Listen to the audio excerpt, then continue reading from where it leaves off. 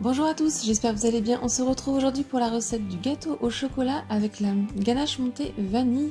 Vous pouvez le faire en grand gâteau ou comme moi en part individuelle.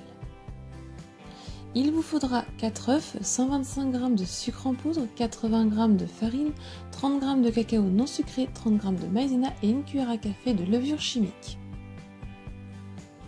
Je commence dans un plat par venir casser mes 4 œufs.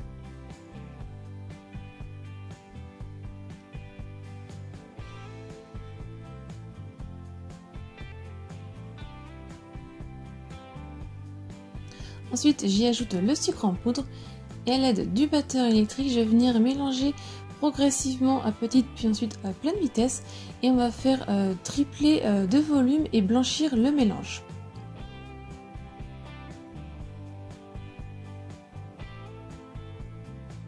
Quand ça a bien pris du volume et que ça a bien blanchi, on va pouvoir arrêter de mélanger.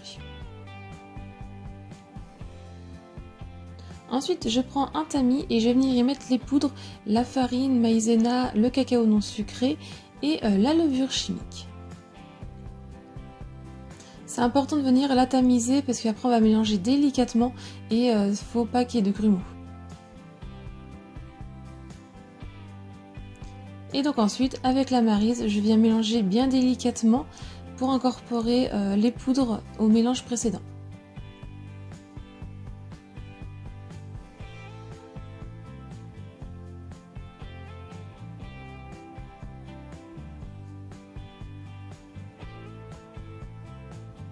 Donc une fois que c'est mélangé, on obtient une texture un peu mousse. Ensuite, je préchauffe mon four à 170 degrés et dans un moule rectangulaire de 20 cm sur 30, je viens le beurrer, donc les contours et le fond. Donc moi j'utilise un cercle à pâtisserie et j'ai mis de l'aluminium en dessous pour pas que la pâte ne s'échappe. Vous pouvez très bien le faire dans un cercle rond de 22 cm. Et ensuite vous découperez des parts en rectangulaire. Ensuite, je viens verser la pâte donc dans mon moule. Avec le dos de ma maryse, je viens bien étaler la pâte pour bien qu'elle soit répartie dans tout le fond de mon moule.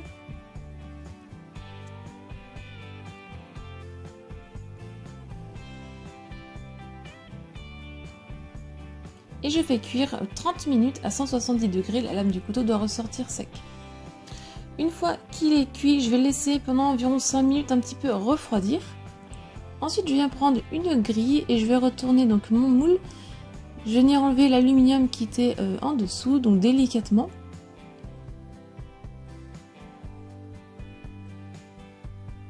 Je le démoule et je vais le laisser refroidir entièrement sur la grille.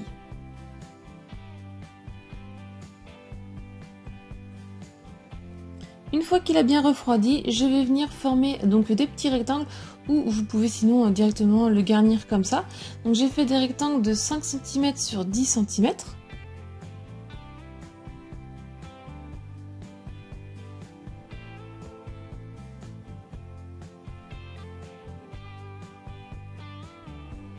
Avec ces quantités là et la dimension du moule, j'en fais environ 8 petites parts.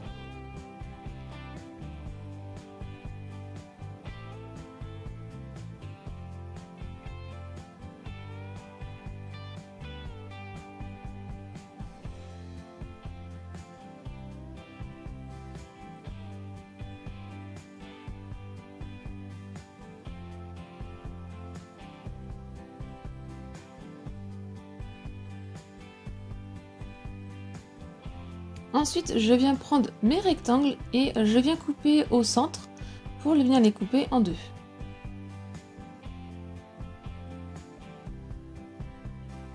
N'hésitez pas un petit peu à recouper les bords pour que ce soit plus net si nécessaire.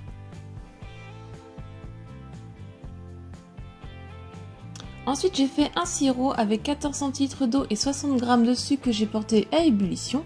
Et ensuite, à l'aide du pinceau, je vais venir imbiber le dessus de ma part de gâteau. Ensuite, je viens prendre une poche à douille avec ma ganache montée à la vanille. La recette se trouve dans le petit i ou sinon dans la barre d'infos. J'en ai fait toute une recette entière. Et j'utilise une douille lisse et assez large. Et donc ensuite, je viens tout simplement pocher ma part de gâteau.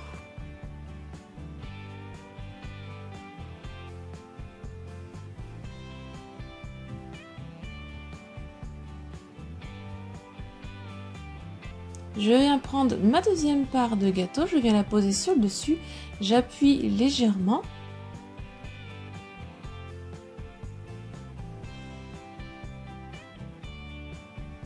Je viens imbiber le dessus de ma part de gâteau.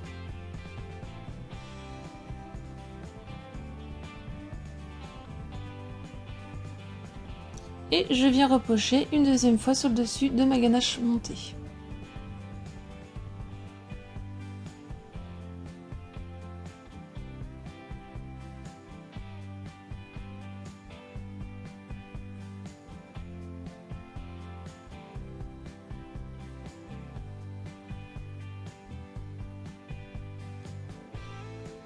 Ensuite, j'ai pris des éclats de noisettes ou de pralin si vous le souhaitez et je viens parsemer le dessus. Ça donne un petit goût en plus et puis un petit peu de croquant à notre gâteau.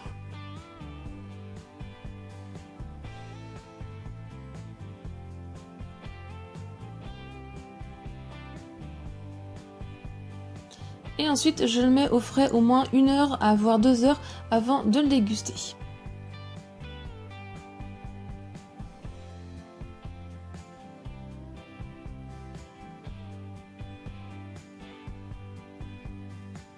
La recette est terminée, j'espère qu'elle vous a plu. Si c'est le cas, mettez un j'aime, laissez-moi un commentaire pour me dire ce que vous en avez pensé, partagez-la un maximum autour de vous.